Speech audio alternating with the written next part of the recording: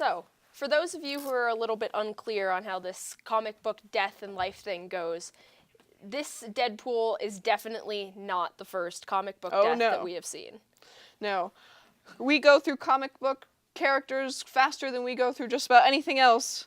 Especially, Marvel just loves to kill off our favorites and sometimes bring them back and sometimes they're just gone.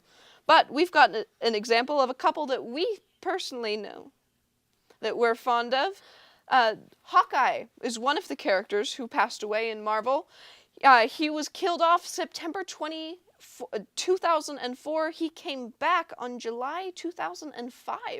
A decent death, I think. Long enough to not be revived by our current medical means, but who knows where we could be in the future. So some of our other favorites who have passed away and come back to life include Batman, or Bruce Wayne, who was killed off in 2009 and brought back a year later in 2010. And while we see him die in the comic books, we are actually told that he didn't actually die, and that he just appeared to be killed, but was actually transported back in time and has the chance to travel back to our own time. So that's a fun character that we all love and who had his own chance at death. Captain America is another popular superhero who was killed and reborn. He was died. He was killed after turning himself in during the Civil War. After traveling back in time, he was assassinated on his way to trial.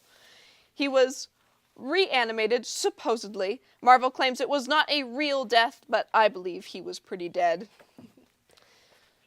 And another one of our favorites that unfortunately died, but luckily was brought back to life, is Superman.